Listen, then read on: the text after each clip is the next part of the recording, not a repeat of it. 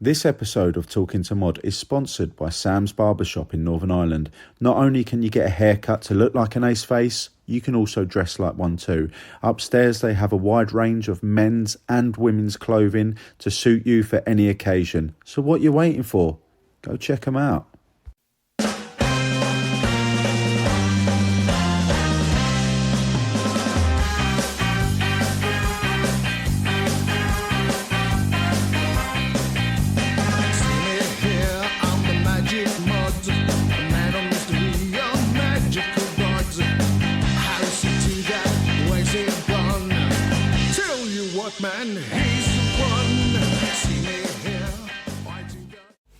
How are we doing, everyone, and welcome to another episode of Talking to Mod.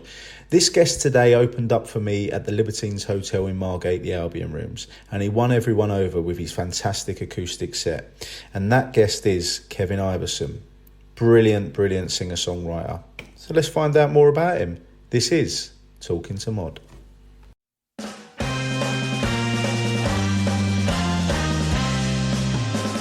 Oh, here he is. Hello. You got me? You got Wi-Fi and all that jazz? Yeah, I'm all good. All good. How are you, mate? You all right? I'm very well, mate. I'm very well. Looks like you're all dressed up. You're ready to go somewhere. Are you off that? This is my pajamas. Looks it. Are you doing all right though? I'm all good, mate. Where are you at the moment then? I'm talking to you from my studio. This is like my little studio shed I'm in here. So I've got my guitars and amps behind me. But I'm obviously like 20 minutes from Margate where I live. But yeah, I've come up here out of the way of their family and all that. So That's good, man. yeah. That's good that you've got that in your own sort of back garden and that you can sort of get away and then start writing songs. And, I suppose you have a few people around sometimes and have a little jam. Yeah, no, this is where I rehearse and all that. So I've got like a drum kit sort of to this side of me, and the bass player sets it up here. But yeah, if I'm like, I've just got a load of recording equipment I've just upgraded, which I'm learning to use, and I'll come up here to write, record, demo, rehearse a lot. So yeah, I'm really lucky to have it, especially this day and age, you know. 100%, mate. Do you play the drums as well? Yeah, well, all the recordings I've got on like Spotify and iTunes and that, under my own name, is just everything I do myself. A bit of creative control, problem freak, or whatever you want to call me. But yeah, I like doing it like that because I can kind of get what I want, and I enjoy doing it that way. So yeah, when I've recorded it, like when I go to Steve Cradock's, I've recorded. I'll like demo with an acoustic guitar and a vocal to a guide track. And then I'll like overdub drums and then a bass line and then guitars and vocals. And yeah, I like collaborating with people, but I like doing things by myself as well. Like it always appealed to me that. That's a bit like Anton from the Brian Jonestown Massacre. Literally, he plays every instrument going. Like when I was on tour with him, he's like, there's people who are like multi-talented, but he's like multi-talented. Like he can play every instrument in the world, and on most of the albums it is just him. He's playing everything. I didn't know that. No, it's mental, mate. Absolutely mental. Yeah. Obviously when you're live you can't play everything, so you've got to have the band and that, but in most of the albums, if you look, it's Anton Newcombe. It's mental, mate. Yeah. So obviously, what got you into music in the first place, mate? It was started with my uncle when I was about, I used to go around my cousin's house. They lived in Canterbury in Kent. I used to go around there. My uncle had guitars all around the place. And I tried, you know, football, rugby, all the sports, and I was just useless at everything. My dad's a builder. He built this shed actually, and I can't build, I can't do anything. But I picked up guitar, and that was my path. You know, I'm not the best guitar player, I'm not the best singer, but that was my path. That's just what clicked. So, yeah, for my uncle, and I picked up, I mean, my nan got me my first acoustic guitar when I was about 10. And then I went to lessons at about probably 11. And yeah, that's where it all started basically. So my uncle Sean. That's mental, man. That's mental. Like, Sorry, I'm on one of them chairs that like you've got to pump it up and go Oh, have you? down. But Oh, it's okay. yeah, I don't know whereabouts I want to be, so I'm just going to leave it there for a minute. But then I might just slip it down a Might bit. You know? drop every now and then, yeah. Fuck, mate, honestly. But no, that's good, man. Like obviously, I had you come and support me at the Albion rooms. Did you Yeah. enjoy your night? I loved it. Well, my mate tagged me in your post, and he said you've got to get on this. And I thought, and I'd not played the Albion rooms at that point. Obviously, I was following you on all the social media platforms, and Well said. Well said. luckily, well, I think the thing is not just the magic, but also your all the things that make you. You know what I mean? That I relate to. You know, I'm into all the same bands. You know, love the mod scene. I love Britpop and all that. You know, to me, it all goes hand in hand. So I really wanted that gig. I really wanted it, and luckily, you reached out. So that was amazing. It's like that was the first time we met. Obviously, we had a few phone calls before, but it's so lovely that I can hear the passion when we were chatting on the phone, and you said, "Oh, you'd love to play there," and it's like it was so nice that I was able to sort of make that happen. Does that make sense? Without sounding like someone from Britain's Got Talent or something like that, like one of them shit things. Yeah. I'm trying to say, like, it's nice to be able to be in a situation where you could like make something like that happen. So absolutely. I mean, the thing for me is it's I could have played there another time, perhaps later down the road, but that was the right gig because what you're into and what you do, I felt like, you know, I could do a few covers of like the Jam and Oasis, and then intersperse with my own stuff. So it's helping me out, but it's the right gig to do as well because I'm into what you do and I get it, rather than play there and it could be, you know, a bunch of bands that I have no relation to. You know what I mean? 100%. It's like playing the 100 Club, but you're supporting a metal band. So it's kind of completely the right venue, but the wrong gig. Whereas, you know, you've got the Albion rooms, you're playing there. And for me to have that opportunity to come and be the support act for you was just brilliant. I loved it. It's great. Bless you, man. Bless you. I don't say this lightly, but or throw it away. It's not a throwaway comment, but probably hands down, that's the best support act I've had because it's not just the way you were, it's the way you got the crowd ready for me to be on the stage. Nice. And it was all the comments I had as well. And it you know, it was lovely to hear. I mean, they don't go unnoticed, hence why the next show I was doing in Margate, you were the first person I asked. And I appreciate that.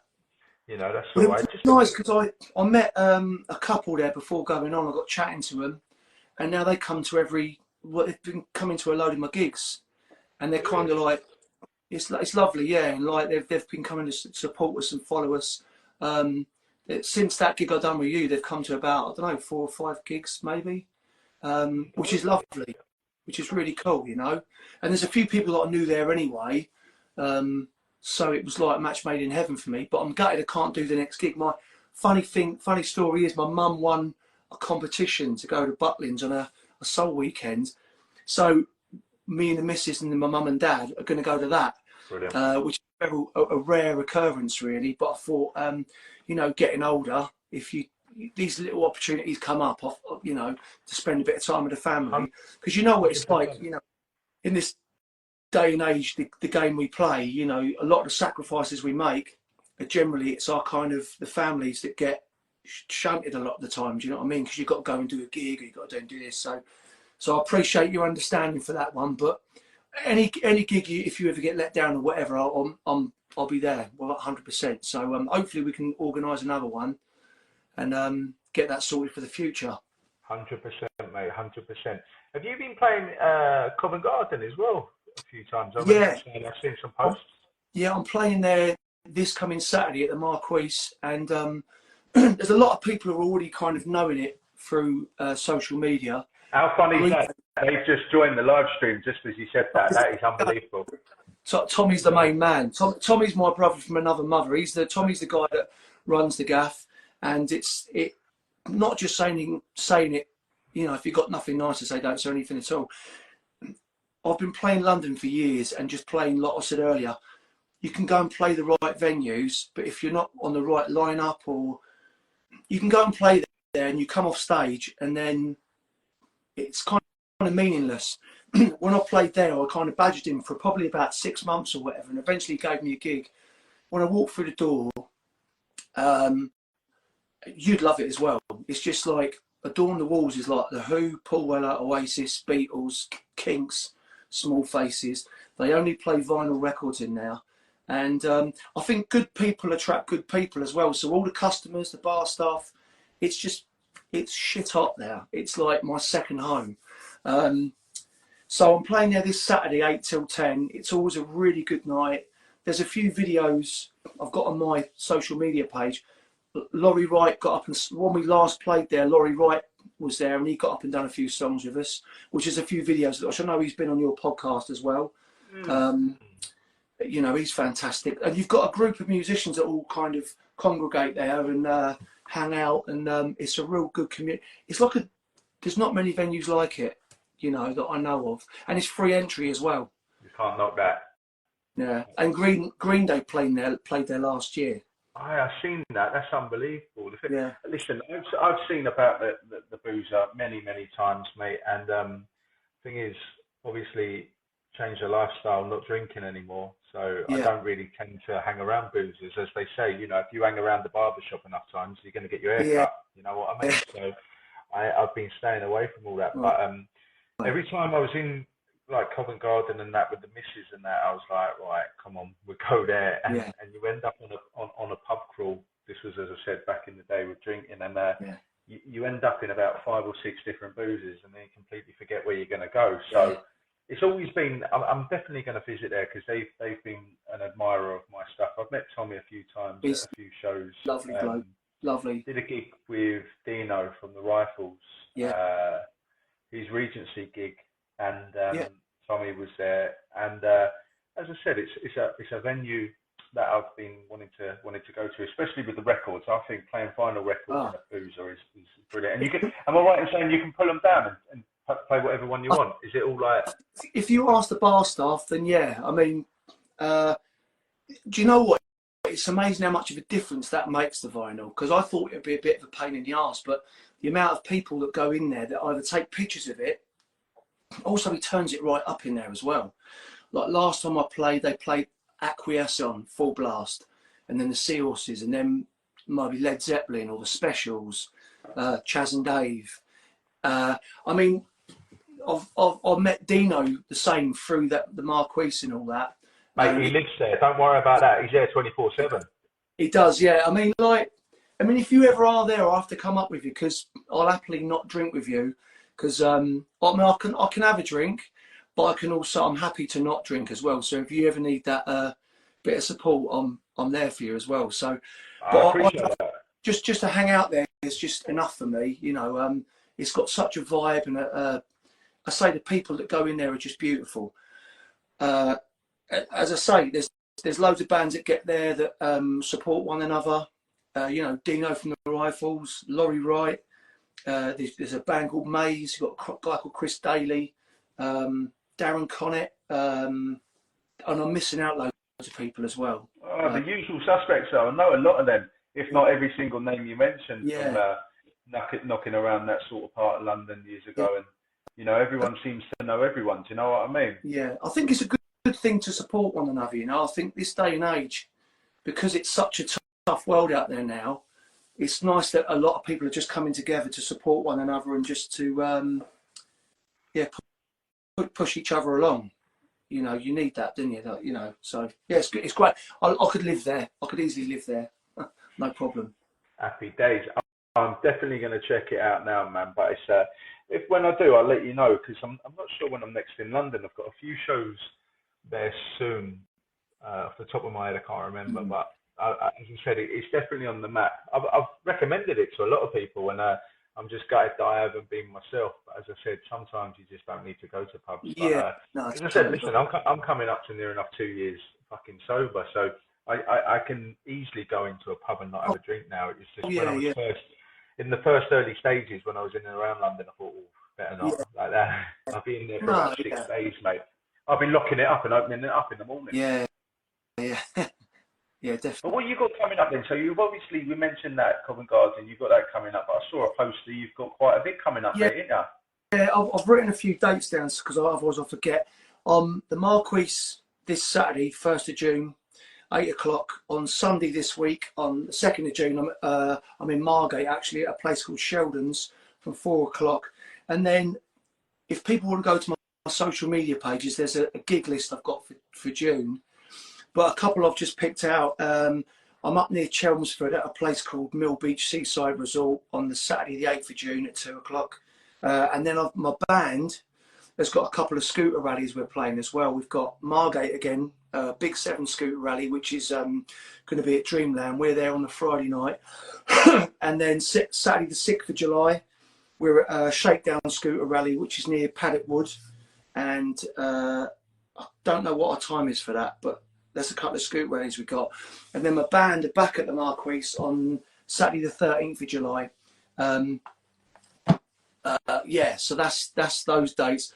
But regarding my band, we've got a couple of dates of Springtide Cavalry, but moving forward, everything's going to be under my own names. It's Kevin Iverson, because it gets a bit confusing with the band and me solo. So I'm sort of like, it's still the same band, the same songs and everything, but we're just sort of, I'm moving the band name to one side and just going to concentrate on my solo stuff from now on. So my band just sort of turn up to gigs, turn up to rehearsals. They're reliable, they're good lads, and then I'm doing all the footwork. But yeah, that's what we've got coming up, and there's a bunch of other dates in between that I'm doing. So I'm always busy most weekends. I try and have like one gig a week if I can, to sort of keep the engines turning and whatnot. And then yeah, that's all good. I'm hoping to also put an album out in a couple of months' time. Brilliant. I've released about 7 tracks on streaming services, but I'm recording about another 3 tracks at the moment that I'm doing myself. Once they're ready, I'll be hopefully dropping that as an album. So it'll be my first sort of debut solo album, which will be kind of exciting, hopefully. Aye, 100%. You have to do a launch party and all that and let me know. Yeah, yeah. I think I'm just going to drop the album, and then yeah, I probably will have to sort out some sort of launch party or something. I guess maybe probably at the Marquis of all places, like so. Yeah, got to do it. There you go. There you go. You're after a few more gigs there, son, Oh, aren't you? 100%, yeah. I mean, luckily, Tommy said he'd give me a residency there, and I was like, whoa, I'll see how it goes. But at the moment, I'm just sort of, every now and then I'll throw him a date, and generally he'll get back to me. I have got one gig booked there. It's confirmed, but it's the guy, the singer from Hurricane Number One. Oh, all right. Yeah. Which was, and Andy Bell was with him. Yeah. I've booked a gig, that's in September, but I can't remember the date, but I'm hoping that's still going to go ahead. It should be. It's all confirmed. So that's in September as well. So that should be quite. I'm like supporting him there that night. So that should be good. Hopefully, fingers crossed. Good, man. Yeah. That's good. Away from our little careers, what about like? Have you got a favourite album? Just an album you play. I mean, listen, mine is Setting Suns by the Jam, mate. I play that religiously every other day. Like, Yeah. people can come up to me with an album by Queen or flipping, I don't know, Prince, and I say, listen, this ain't touching this. This is Game what over. I'm all Yeah. about. 100%. But listen, that's the beauty of music. Like, at the moment, a lot of people are giving me a bit of shit because I don't really particularly like U2. And Right. you know, Yeah. someone there was something on Twitter the other day saying describe U2 in one word, and I just put shite because Right. it just ain't for me. Like, Yeah. listen, it ain't for me. Yeah. But You know what? I quite like U2, but I like there's an album called the was it the Unforgettable Fire and the Joshua Tree. I genuinely like those records, but at the same time I get it. You know. it's just not my cup of tea. Like Coldplay, like. Yeah. No. Yeah. Yeah. For me, and every time I get in my car, I have to apologise to my wife because for me, Ocean Colour Scene. Yeah. You know, and I see the obvious one would be Mosley Shoals, of course. That's just a classic record. I think it's perfect to me. But there's another album they've got called North Atlantic Drift, and I think that's a great record. I'm a massive Weller fan as well. So there's the album Heavy Soul. Yeah. That's up in Susie's room. oh That's you probably play that, didn't you? Say again, sorry? You play that? I can play it, but I don't play it in my set, no. No, It's funny, there's certain songs I try and leave if they're favourites of mine, because when I start playing them, they become songs in my set. So I like to leave a couple for myself, if that makes sense. But I would play it. It wouldn't take a lot to twist my arm to play it, because it's a cracking track, that. Beautiful, isn't it? I've seen him play that live many a time, and it's just beautiful the way it just comes in with Oh, it. yeah. It's Yeah. stunning. Yeah, it's Like amazing. most of the songs he plays live, do you know what I mean? Oh, yeah, mate. And as he's gotten older, his voice has got better. And, you know, last time I saw him was, I think it was at Dreamland in Margate a few years back, and he was fantastic. His voice was brilliant. His band were great. I mean, I'd still go and see Paul. Whenever I can, I'll try and see him, even though I've seen him a lot of times now.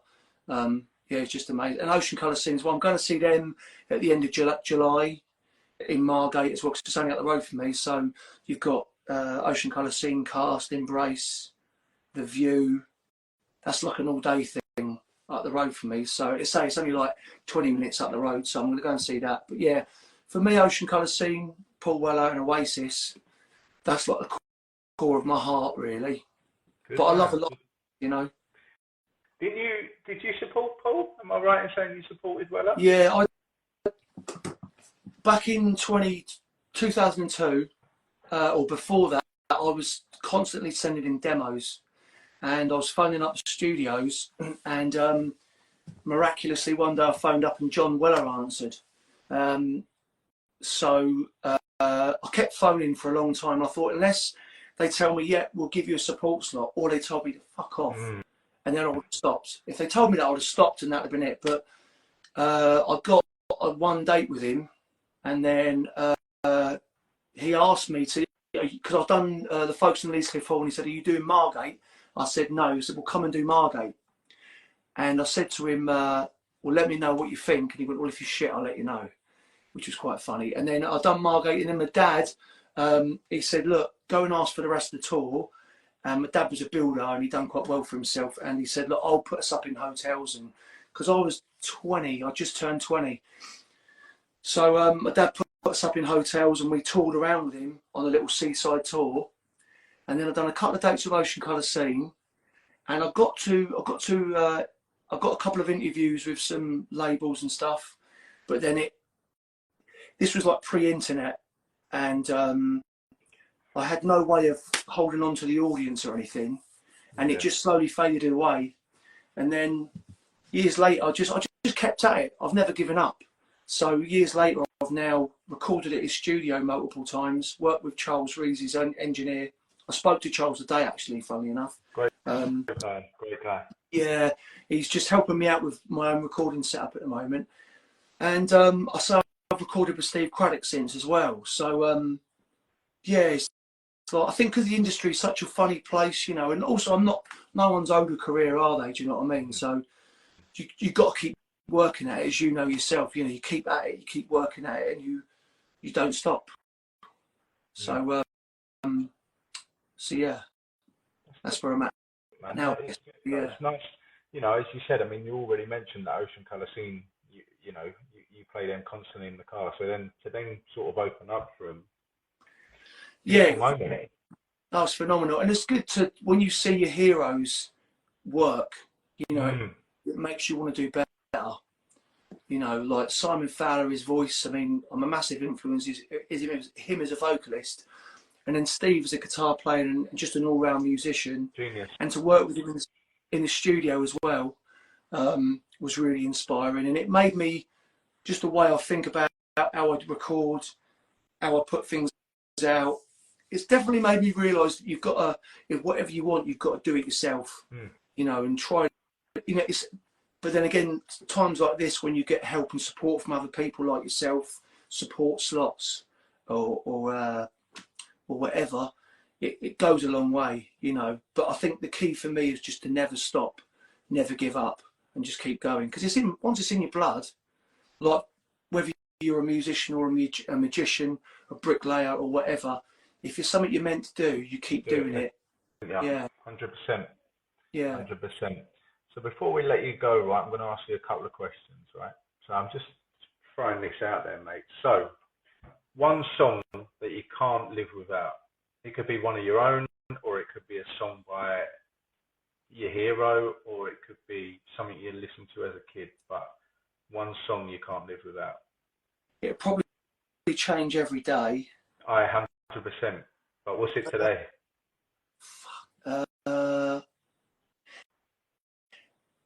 It's really hard. Listen, it's no one said it was going to be easy. I'll tell you what I'm doing. I'm gonna be greedy. I'll pick one of my own, and I'll pick a cover as well. I'll pick one of my own, which is there's a song I've got called "Dancing in the Sound," which I wrote during lockdown, and it was the first song I recorded with Steve Cradock. So he sort of recorded and produced it, but then Charles Rees mixed it. He mixed it for me. So I'll pick that because I'm really proud of that song. Good. And also I want to go with the Riverboat song, and I'll tell you for why. Because I just think it's just such a good song, and it's a song that that's the song I wish I could have wrote, without a doubt. Good. Yeah, that's because it's just lovely intro. One of the best intros to a song ever. Oh, it's phenomenal. And whenever I listen, I've listened to it a million times, and it never gets old. Whenever I hear it, it just sounds so good the way it's produced. I think you've got Weller on the organ on it. It's just brilliant. Just utter brilliant. Nice. Yeah. Right. An album that you're on a desert island, right? You could tell I'm making this shit up on the spot, but listen, I'm having some of it. I'm feeling creative. You're on an island. Your missus has ditched you on this island. You've had a big row, right? You're there for a couple of weeks. She's chucked a vinyl at you, right? What vinyl is it? The Lars. You know, is it? I don't know if it's the self-titled, the one with the eye on it. It's just Lars. With Lars. Is it just? Yeah, it is, isn't it? Is it just self-titled? Is it the Lars? I think it is. That is, like, if you took "There She Goes" off of it, you don't need to do that. But if you would take that song off of it, it's still a masterpiece. That record, I think it's amazing. It's just highly influential, brilliant, 100%. Love it. 100%, man. Hey. And for the cheeky fucker in the comments, she also gave you a vinyl player as well, all right? So we're having someone there. Cheeky cunt. What about, this is one of your own songs. What song would you recommend someone go out and listen to?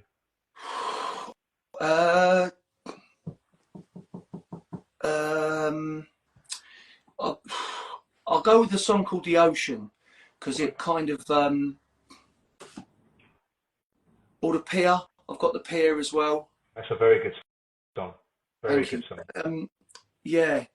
I like to think that the next few tracks I'll be putting out, though, hopefully they'll be, the plan is to keep writing, and it hopefully will get better. But yeah, the Pier or the Ocean, depending on what mood you're in. Yeah. Good man. And finally, last but not least, rate my performance. Hey?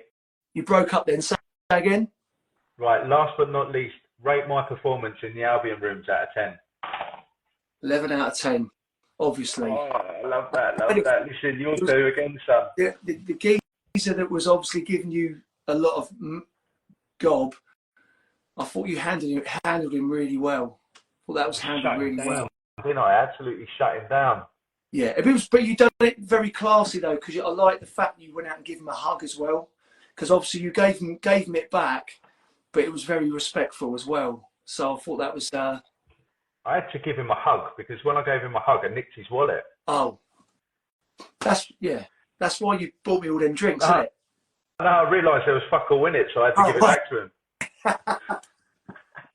That's about all right. But no, listen, mate, it's been an absolute pleasure talking to you. And as I said, I couldn't have asked for anyone better to open up for me in Margate. So thank you very much from me, mate. And as I said, I think you won a lot of people over there, mate, because you were fantastic. Thanks so much for the support.